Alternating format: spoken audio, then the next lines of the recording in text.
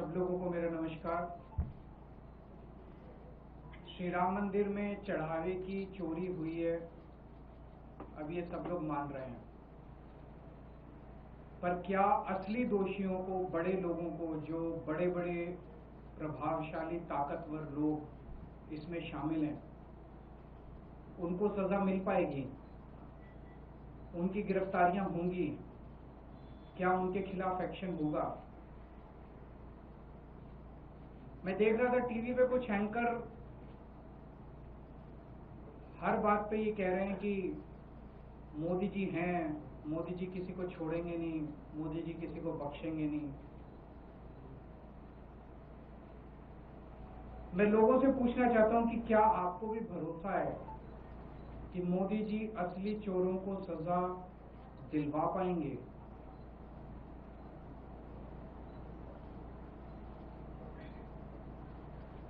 मैं ये नहीं कह सकता, मेरे पास इस बात का कोई सबूत नहीं है कि पैसा मोदी जी तक पहुंचा। इस पे मैं कोई टिप्पणी नहीं करूंगा, लेकिन पूरा घटनाक्रम ये जरूर दिखाता है कि मोदी जी ने पूरे मामले को रफा दफा करने, उसको ढकने और दोषियों को बचाने में कोई कसर नहीं छोड़ी है। प्रधानमंत्री जी ने ट्रस्ट बनाया, खुद पर्सनली उन्होंने ट्रस्ट बनाया। एक एक व्यक्ति जो इस ट्रस्ट के अंदर है वो प्रधानमंत्री जी ने खुद चुना। प्रधानमंत्री जी के अपने लोग हैं इस ट्रस्ट के अंदर।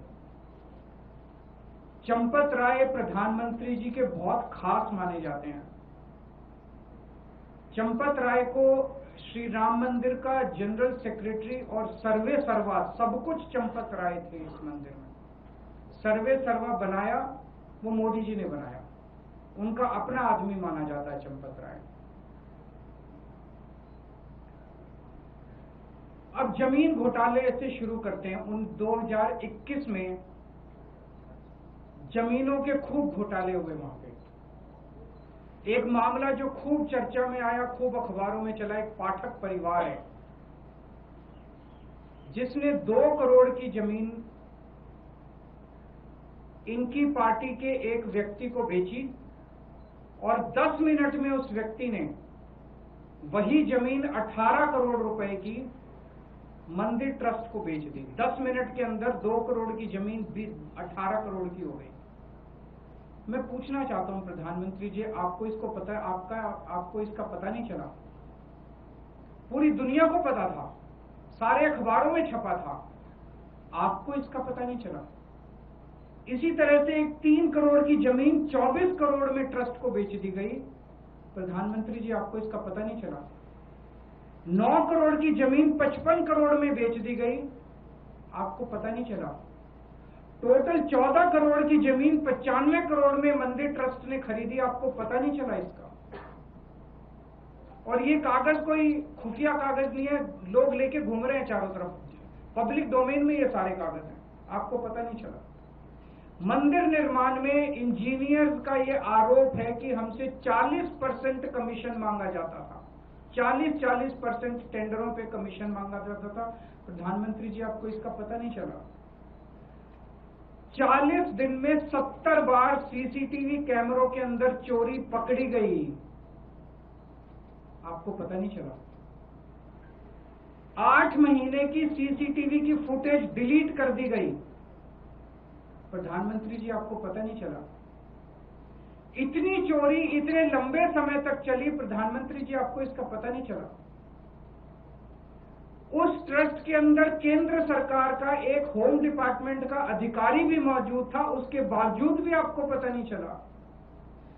प्रधानमंत्री जी, इस देश के हर बूथ के ऊपर कौन वोटर किस पार्टी का है, किसका नाम एसआईआर में कटवाना है और किसका नाम जुड़वाना है, यहां तक आपको पता है। और अगर आप कहें कि आपको इस चोरी का पता नहीं चला, तो ये तो हम मानने को तैयार नहीं। आपको इस चोरी का पता था। सूत्रों से मुझे पता चला है कि आईबी ने कम से कम 12 रिपोर्ट प्रधानमंत्री को सौंपी है, जिसमें उन्होंने बताया कि किस तरह से कंस्ट्रक्शन में जमीनों में और चढ़ावे के अंदर बहुत बड़े स्तर के ऊपर राम मंदिर के अंदर चोरी हो रही है। तो पता तो चला, आपको सब कुछ पता था, लेकिन आप धृतराष्ट्र की तरह चुप रहे, आंखों पे पट्टी बांधे रहे।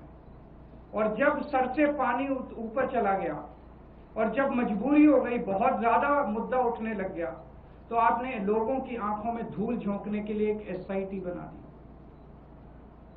एसआईटी बिना एफआईआर की एसआईटी बन कैसे सकती है? तब तक एफआईआर ही नहीं हुई थी।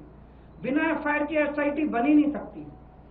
आपने एक एसआईटी बना दी धूल झोंकने के लिए, लोगों की आंखों में धूल झोंकने के लिए। उसी दिन देश के लोगों को पता चल गया था, जब आपने एसआईटी बनाई थी, कि प्रधानमंत्री जी लीपापोती कर रहे हैं, प्रधानमंत्री जी असली गुनहगारों को बचाने की कोशिश कर रहे हैं। और फिर आपने एक फर्जी एफआईआर की। फर्जी एफआईआर में 8 छोटे छोटे लोगों को पकड़ के जेल में डाल दिया। उसमें भी उन 8 छोटे छोटे लोगों को भी पुलिस कस्टडी नहीं दिलवाई गई, सीधे जुडिशियल कस्टडी। पुलिस ने कस्टडी मांगी ही नहीं। किसी भी चोरी के मामले में पुलिस कहती है कि हमें पूछताछ करनी है, हमें चोर से पूछना है कि माल कहाँ है, किसके कहने से चोरी की, कोई मास्टरमाइंड तो नहीं है, टोटल कितनी चोरी की, कुछ नहीं। पुलिस ने कोई पूछताछ नहीं की उन 8 लोगों से। पुलिस कस्टडी नहीं ली गई उनकी। उनको एश्योरेंस दिया गया, चिंता ना करो, 2-4 दिन में बेल करा देंगे तुम्हारी। ये चल क्या रहा है प्रधानमंत्री जी? संजय सिंह जब हमारे जमीनों के घोटाले के कागज लेके एसआईटी के पास गए, तो एसआईटी ने जो कहा वो चौंकाने वाला था। एसआईटी कहती है हम जमीनों के घोटाले की तो जांच ही नहीं कर रहे, हम तो केवल चंदा चढ़ावे की जांच कर रहे हैं। तो ये एसआईटी कर क्या रही है? कंस्ट्रक्शन के घोटाले की जांच नहीं कर रही, जमीनों के घोटाले की जांच नहीं कर रही। वो जांच कौन करेगा?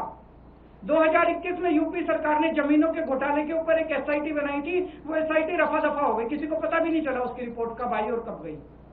क्या हुआ उस एसआईटी का? ऐसे ही दोबारा एसआईटी बना दी इन लोगों ने। 2021 के अंदर कोई जेल नहीं गया, कोई एफआईआर नहीं हुई, कोई गिरफ्तारी नहीं हुई। इस एसआईटी का भी यही हाल होगा। सबको बचाने की कोशिश की जा रही है। जिन लोगों ने इस्तीफे दिए हैं, कहा जा रहा है कि आज भी मंदिर वही चला रहे हैं, आज भी मंदिर उन्हीं लोगों के हाथ में। आज भी मैंने कागजों में इस्तीफा दे दिया, मंदिर उन्हीं लोगों के हाथ में है, वही लोग चला रहे हैं। इनके एक बड़े नेता हैं ब्रजभूषण। अभी मैं सोशल मीडिया में उनका स्टेटमेंट देख रहा था। ब्रजभूषण का कहना है अगर मैंने मुंह खोला तो बहुत बड़े बड़े नाम आएंगे और मेरे को खतरा है। ऐसे कौन से नाम है जिससे ब्रजभूषण को भी बोलने में डर लग रहा है? बाबा बागेश्वर धाम का मैंने स्टेटमेंट सुना, उन्होंने कहा बहुत बड़े बड़े लोग शामिल हैं, अगर मेरे ऊपर आंच आ सकती है अगर मैंने मुंह खोला तो। इतने देश के ताकतवर और इतने बड़े लोग नाम लेने से डर रहे हैं। तो इसमें ये 8 लोग जिनको गिरफ्तार किए तो आंख में धूल झोंक रहे हैं, असली लोग तो कोई और है। जिनको पकड़ा गया वो तो सिर्फ प्यादे हैं। तो मैं प्रधानमंत्री जी से पूछना चाहता हूं, प्रधानमंत्री जी, इस देश की जनता जानना चाहती है कि आप किसको बचा रहे हो और क्यों बचा रहे हो और आपकी क्या मजबूरी है। देश के करोड़ों करोड़ों लोगों की आस्था उसको ठेस पहुंची है। अगर आप लोगों की कोई 1-2 प्रश्न है तो। लवकुश है, उसके घर पे बुलडोजर एक्शन हो सकता है, एक नोटिस भी जारी करा है, उसकी पत्नी लवकुश आरोपी है। वो एक आरोपी होगा, लेकिन उससे बहुत बड़े बड़े लोग शामिल हैं, बहुत बड़े बड़े लोग शामिल हैं। सबके साथ सभी का क्यों नहीं? योगी जी तो कहते हैं मैं बुलडोजर मैन हूँ, तो जितने चंदा चोर हैं उनके घर पे बुलडोजर क्यों नहीं चल रहा? सर, इस मामले में आज तक जो भी कोई बात करे सब घूम के चंपत राय तक ही आके सीमित हो जा रहा है। क्या लग रहा है कि उसके ऊपर मंत्री या एग्जैक्टली तो बात ऊपर तक है, बात केवल चंपत राय की नहीं है। अभी तो चंपत राय को ही बचाया जा रहा है, लेकिन बात उसके बहुत ऊपर तक है, बात केवल चंपत राय तक नहीं है। तो चंपत राय को इसलिए बचाया जा रहा है। चंपत राय को क्यों बचाया जा रहा है? एक बड़ा प्रश्न ये उठता है, चंपत राय को क्यों बचाया जा रहा है? इन लोगों को लगता है कि अगर चंपत राय ने मुंह खोल दिया तो बड़ी मुश्किल हो जाएगी।